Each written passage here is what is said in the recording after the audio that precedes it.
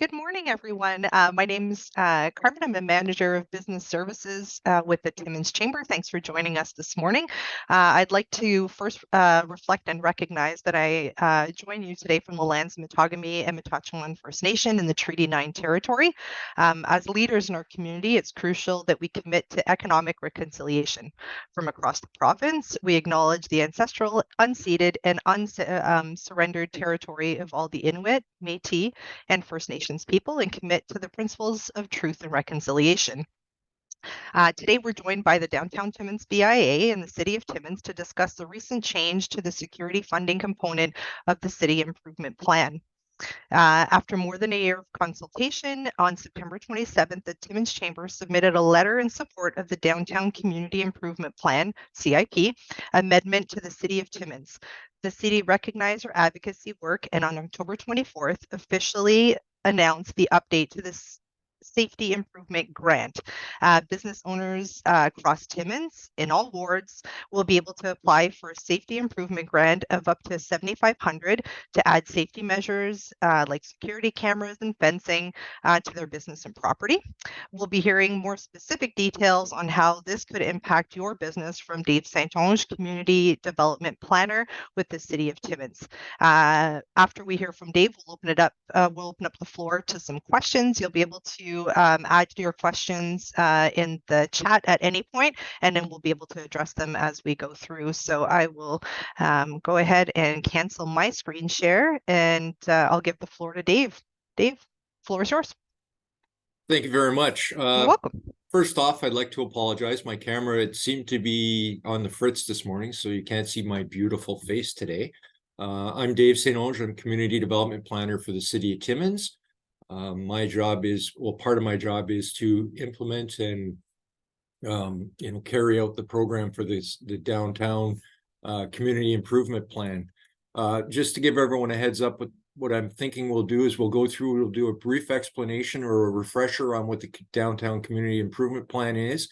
Then we'll go through what the changes were to the Community Improvement Plan as it relates to the Safety Improvement Grant. And then I'll give a brief explanation as to the process towards getting approval towards the funding agreement for the Safety Improvement Grant. So with that stated, we'll go to the website. So hopefully everyone can see my screen now. So this is the City of Timmins website. To begin with, you would go under Doing Business, and in the center column here is Community Improvement Grant. So you would click on there to get to the website and then on the left-hand side here is the Downtown Community Improvement Plan. So what the Downtown Community Improvement Plan is, it's a program that was put into place by council way back in 2007, and it was amended in 2020. It provides various grant opportunities to businesses within the City of Timmins to help them offset some of the costs towards maintenance. Well, not necessarily maintenance, but upgrades and stuff like that. So, for example, a couple of the grant opportunities within the Downtown CIP program is the Building Improvement Grant. That one is if a property owner decides they want to expand the size of their business and add more floor space, they may be eligible for a cost up to $30,000, 50% up to $30,000 towards the renovations or addition. Or if they're looking to convert their upper floor into residential, they would be eligible for a grant for that. The Facade Improvement Grant is a grant opportunity where the city covers 50% of the costs up to a maximum of $15,000 towards the overall improvement to the facade of the building. This can include new stucco, new paint, anything like that, new siding. We do help with those costs. Also, as part of the grant opportunities is the Municipal Fee Rebate Grant, where we provide a refund on planning and building fees, such as site plan control agreements, building permit fees, official plan and zoning bylaw amendments. New to the CIP from 2020 is the Parking Fee and Transit Grant.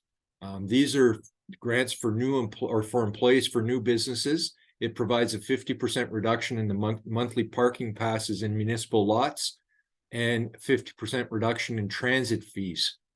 This is for a period of 1 year. It also is impacted, new upper floor residential units are also eligible. And the main one that we're here for is the Safety Improvement Grant. It provides grant opportunities to various businesses throughout the city. We'll get in, like I say, we'll get into greater detail with regards to that. And the last one is a tax increment rebate.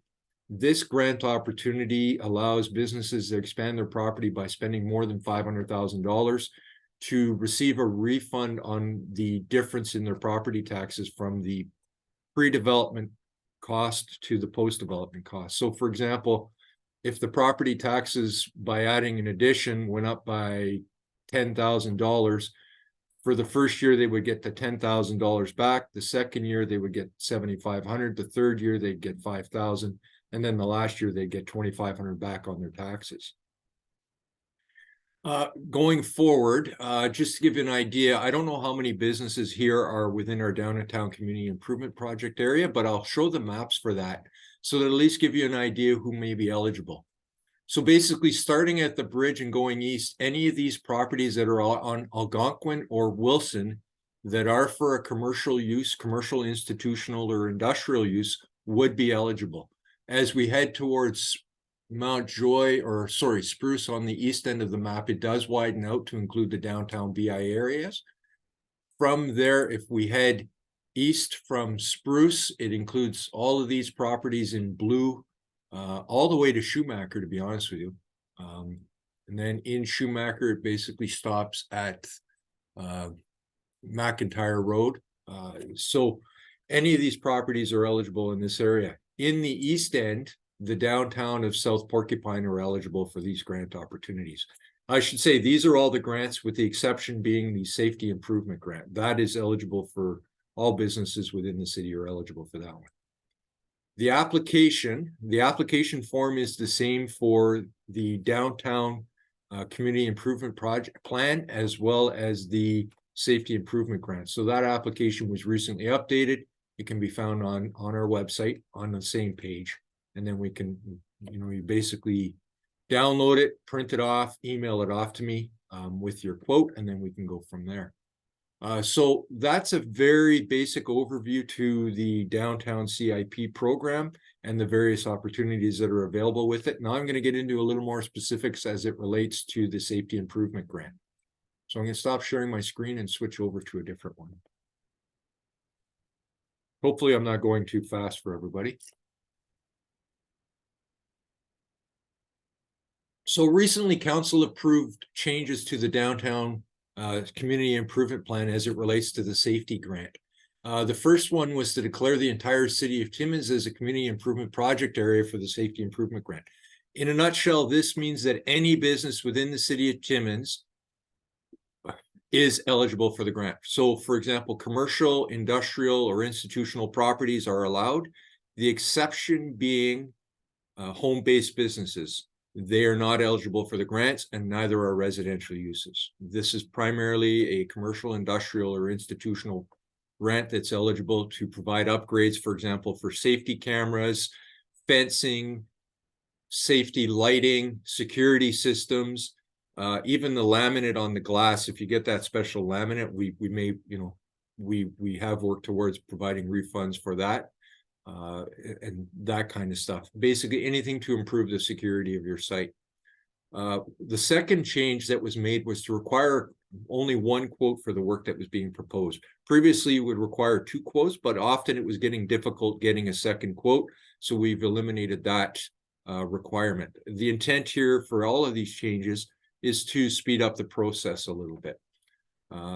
Council, or our committee made up members of council, recommended increasing the amount of grant from $5,000 to $7,500. We still cover only 75% of the cost, so the owner or applicant is still responsible to cover a portion of those costs.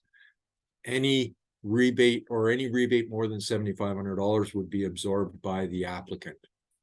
The next item was to eliminate the one-time only requirement.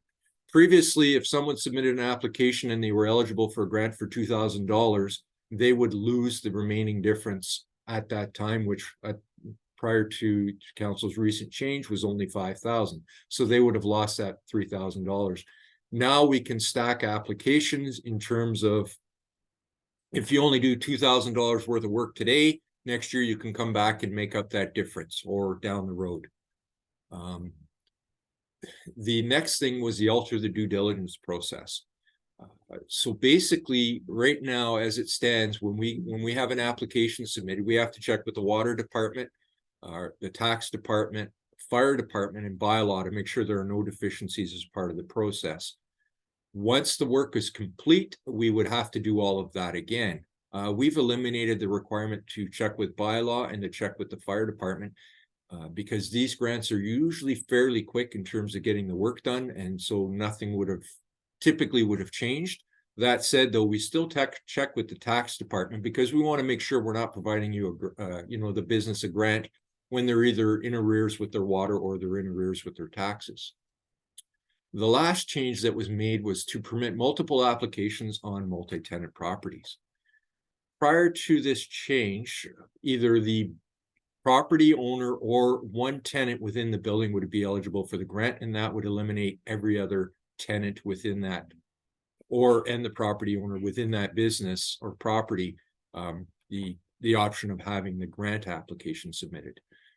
That said, though, with this change, you cannot stack applications. So if the property owner and the tenants get together and they decide, well, we want to do one submission for a large project, we won't allow stacking of that. Each project has to be considered separately for the tenant and for the property owner if they're each submitting applications. This allows the opportunity to have the tenant to get some money and allow the property owner to also get some money through this process.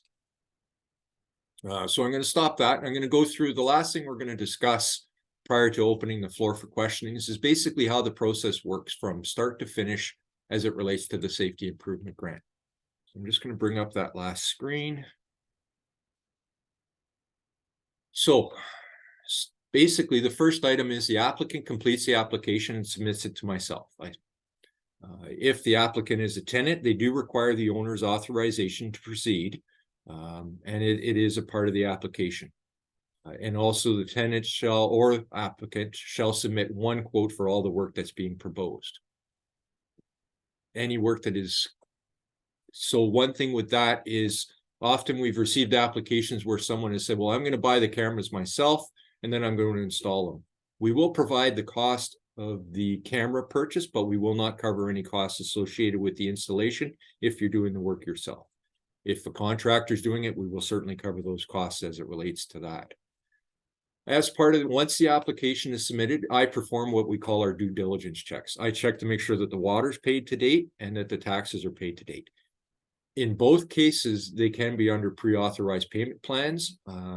So, for example, if the taxes are not paid fully, but they've submitted the checks, then that's fine. If an applicant is a tenant, we still do that check even for the property owner. If the property is in arrears, we let the tenant know, and then the tenant has to contact the landlord and have the owner resolve that before we issue a grant, enter into the funding agreement. We also check with bylaw and with the fire department. With bylaw, we check to see if there are any deficiencies. Fire department is the same thing. Often the fire department, if they haven't been in the building recently, they may want to go do an inspection, so that then they can confirm whether there are any deficiencies or whether everything's in good standing. And then without those checks, though, however, we won't go through the process. We won't continue until that is done. Once they're all resolved, we will proceed with working towards the funding agreement. Basically, I would draft up the agreement, send it off to the applicant for signature. As part of the process, the applicant shall add the city to their insurance for an additional or for $2 million liability and general insurance. That is one of the conditions. The funding agreement gets signed by the applicant and then returned to us, and I have the CAO sign off on it. Once the agreement's in place, the applicant has the work completed. They hire whoever their contractor is, they go do the work. Then they pay the contractor the work and provide us with a copy of the invoice. Once we receive the invoice, I go back and check with the tax department and the water department to ensure that the taxes and water are paid to date. Sorry, oh, I'm okay, there it is. Sorry. Once it's paid to date, then I go and forward something off to the financial services department, and they either issue a check, and then I mail out a check with a letter, or they do it through an electronic funds transfer, depending on if the business is signed up with the City of Timmins to do that. So basically, in a nutshell, that's the process, and certainly at this time, I'm ready to answer any questions if anyone has any.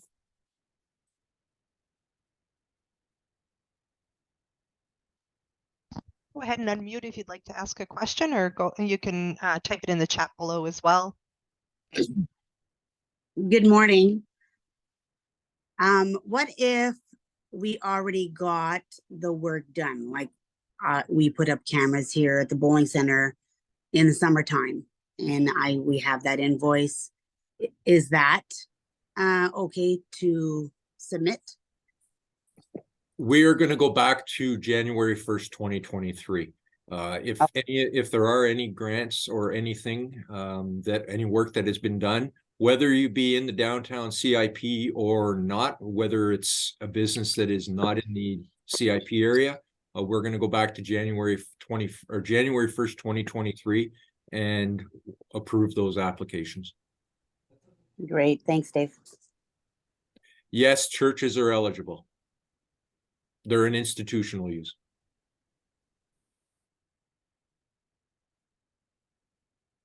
Sorry, in case someone saw, there was a question that asked if churches were eligible, and they are. I was gonna say, Dave, you're right on that. I like it. Thank you. Any other questions? I think I remember hearing that if we've done a multiple number of things, that they can add up to 7,500, correct? Like if we don't use it all with the one work order?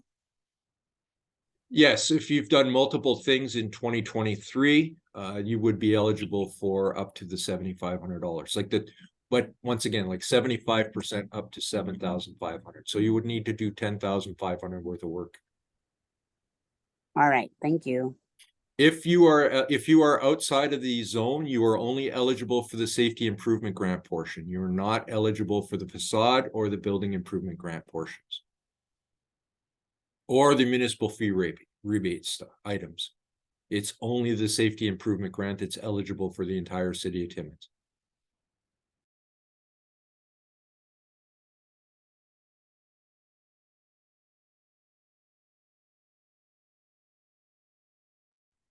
Any other questions before the last call for questions?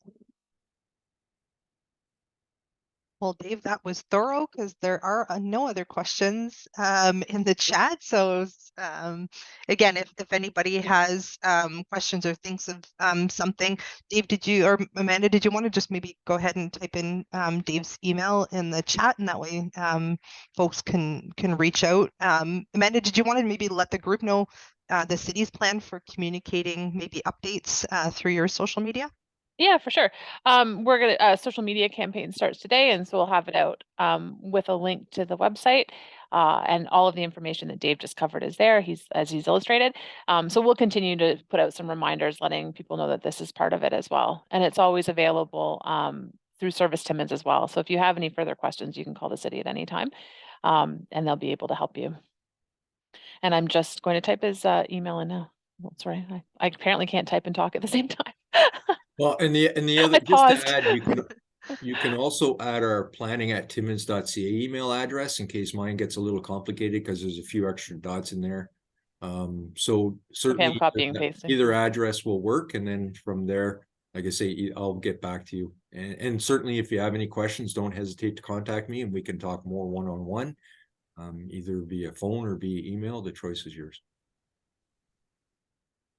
That's great. Last call for some questions. No, we're good. That's great. So again, visit the website, fill out the application, send it in. It's first come, first serve. Am I correct, Dave? Yes, it is. We do have, I do have a substantial budget for it. In previous years, I haven't spent all of the money that I've had, so I have been able to build up a little bit. So like I say, if you've done anything in 2023, submit it, with your application, and then we can take a look at it and then go from there. And what type of timeline should applicants realistically, with it opening on Friday and starting to receive applications, what's the what's that timeline look like for you? So basically the biggest part is the due diligence check. I mean, once I've got that done, if there's a holdup with that, usually it probably takes a couple of weeks or so to go through and get the process. And even when they're returned to me, I mean, the CAO only signs on certain days, so I have to have it in a few days in advance. So it might take, even if it comes in on a Friday or it is approved on a Friday from a theoretical point of view, and then I send it off for signature, I only get those documents back about a week later, because he only signs on Thursdays. So depending on how it falls, it might take a week or two or a couple of weeks, might even take 3, depending on if there's issues or not. And then once that's done, the work can be done at the applicant's leisure up to a year. And then they just submit once it's done, they resubmit the paid invoice. I got to remind, definitely you have to pay the contractor, and then we reimburse you. We don't pay the contractor. Then we go from there. That's great. Amanda, anything else to add before we sign off?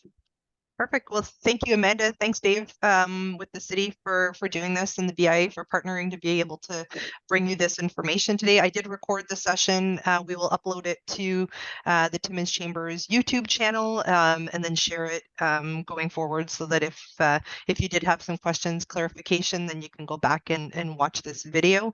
Thanks for providing your feedback to the chamber so that we can advocate on your behalf and be able to make these changes that are going to be able to impact businesses throughout the city. So thanks for joining us this morning, and enjoy the rest of your day. Thank you, everyone, for attending. Thanks, Dave.